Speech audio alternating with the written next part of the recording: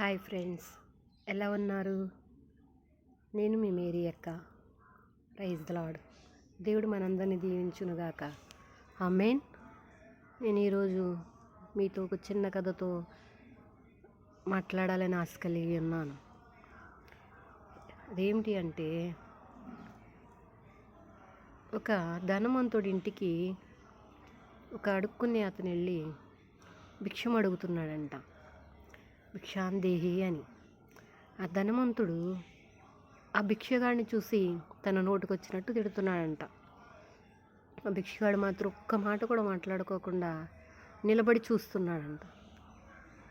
అతను తిట్టినంతసేపు తిట్టి తిట్టి తిట్టి మళ్ళీ ఆగాడంట. మళ్ళీ ఆ భిక్షగాడు భిక్షాందేహి అని అడిగాడంట.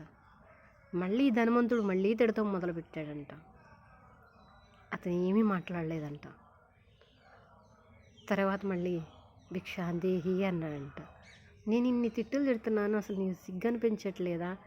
నువ్వు అసలు ఏం మనిషివి, నీకేం అవసరం లేదా అని చెప్పి అతను మాట్లాడుతూ అతను కూర్చున్న చోటు నుంచి లేచి వచ్చి, నిన్ను తిట్లు ఎందుకు భరిస్తున్నావు, ఎందుకు మాట్లాడతలేదు, అసలు నీకు సిగ్గు లేదని నిన్ను మాటలు మాట్లాడుతుంటే అని అన్నప్పుడు ఆ భిక్షం అడుక్కుని అతను అన్నాడంట, నేను భిక్షం అడుక్కునే నా పాత్రలో ఏదన్నా ధనము ఏదో ఒకటి వేస్తే అది నాదవుతుందా నీదవుతుందా అని అడిగాడంట. నా దగ్గర నుంచి నీ దగ్గరికి వేసేసిన తర్వాత అది నీ పాత్రలో పడితే అది నీదే అన్నాడంట. అదే నువ్వు తెచ్చిన భిక్షని నేను తీసుకోకుండా నాకు వద్దు అని చెప్పి నేను తిరగొడితే అది నీతవుతుందా నాదవుతుందా అన్నాడంట. అప్పుడు ఆ ధనవంతుడు అన్నాడంట, నేను తెచ్చింది నా దగ్గరే ఉంది కాబట్టి నువ్వు తీసుకోలేదు కాబట్టి నాదే అన్నాడంట. అప్పుడు భిక్షగాడు అన్నాడంట, ఇంత మట్టి నువ్వు ఇన్ని తిడుతున్నావు కదా, నేను నీ తిట్లు ఒక్కటి కూడా నేను తీసుకోలేదు, నీవన్నీ నీ దగ్గరే ఉన్నాయి అన్నాడంట. ఈరోజు అనేక మంది బిడ్డలు సువార్త ప్రకటిస్తూ ఉంటే ఇదే పరిస్థితి ఎదుర్కొంటూ ఉన్నాం. ఎంతోమంది ఎన్నో రకాలుగా మాటలతోనూ చాటలతో హింసిస్తున్న మన దేవుని మనం ప్రకటిస్తూనే ఉన్నాం.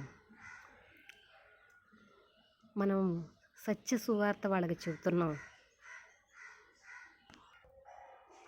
వాళ్ళు ఎన్ని తిడుతున్నా ఎన్ని మాట్లాడుతున్నా వాటినన్నిటిని మనం స్వీకరించి ఇష్టపడుతూనే వాళ్ళని మాత్రం మన స్నేహితుల వలెను మన సహోదరుల వలె భావించి వాళ్ళని నిజమైన దేవుడు వాళ్ళకు పరిచయం చేసి సత్యమైన మార్గములోను పరలోక రాజ్యములోను మనతో పాటు ఉండాలని మనం ఆశపడుతున్నాం. అంతే కదా ఫ్రెండ్స్. దేవుడు మనందరినీ దీవించునుగాక. ఆమేన్. అందరికీ వందనాలు.